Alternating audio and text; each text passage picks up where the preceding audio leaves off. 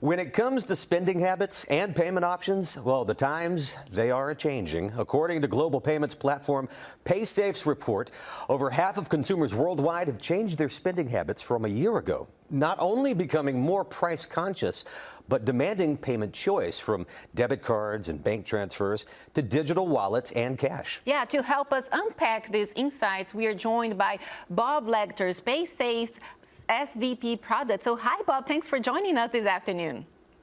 Oh, thank you very much for having me. Glad to join. Thank you. So tell us more about the survey and some of the key findings. Yeah, it was an exciting survey. We did 14,500 consumers, and that's Latin America, Europe and UK, and North America. You know, some of the big findings that came out of that, naturally, the 50% of consumers have changed the way they spend. And deep digging into that with some questions, we found that increase in cost for grocery, rent, and utilities was significant. 70% of the consumers globally responded that groceries have increased in cost. And then rent and utilities, over 50% responded that those have increased. In addition to that, there's another line item that has grown on more than 36% of the consumers, where the entertainment streaming services have become a much bigger part of their monthly bill. And so with those things happening, you know, there's a natural downshift into what are you doing with your discretionary money and your savings and et cetera. So we found a lot out about what's costing the consumers more and how they're responding to that. And then we dug into some of the other pieces.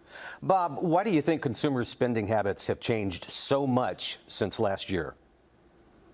Well, certainly the places that they're spending are changing. And so 60% of the consumers said, I've bought something off a social media site this year.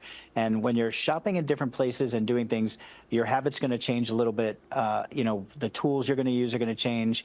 And then the frequency in which you spend is going to change. And so we've seen a lot of that. As one cost goes up and the discretionary cost goes down, you look for the better deals and offers. You become much more price conscious. You have the tools now through the digital world to shop more, you know, with greater precision, I would say. And then using the right payment tools, you can safely have a transaction in those spaces. And that still leaves you the money for, we saw, while less than 18% of Gen Z is are comfortable with their financial status today, they want to retire at age 61, where baby boomers and Gen X are targeting 71 as a retirement, but much more comfortable with their financial status today. So if you're going to be younger and want to retire younger, your money's going to have to work better for you, and you're going to have to be more frugal with it. So I think that's a good indication that you got to change your spending habits. He's not wrong. Good points. Yeah. And when it comes to spending and saving, so were there any major differences between generations? Well, there was about 7% on average of the consumers surveyed, or I'm sorry, the consumers surveyed save about 7% on average. The big difference that we saw was about 65% of boomers and Gen X are doing something around investments.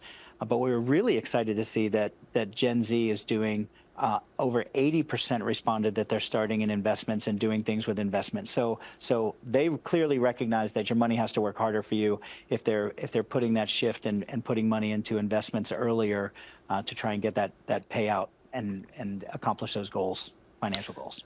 What can consumers do to make sure that their payments are safe? The first thing that you can do is be very diligent about where you share your payment information naturally, right? Make sure you're on protected sites and secure apps if you're making transactions. If you're making transactions with merchants that you don't normally frequent, that's a great place for digital wallets to step in. And if you don't have a digital wallet, look into the digital wallet solutions that are available to you, because they can naturally provide a barrier of your personal financial information between you and the merchant. And so those are some things. The other thing is, make sure you're monitoring those transactions. Use the apps, use the alerts and the notifications. And these days, it's real time that you'll get notification when transactions are happening. Better to find a problem when it's just starting than find out that, you know, there's been a 3 or 4 day run on your card or access to your account. So monitor those things and use the right and secure tools. And Bob, where can our viewers go for more information?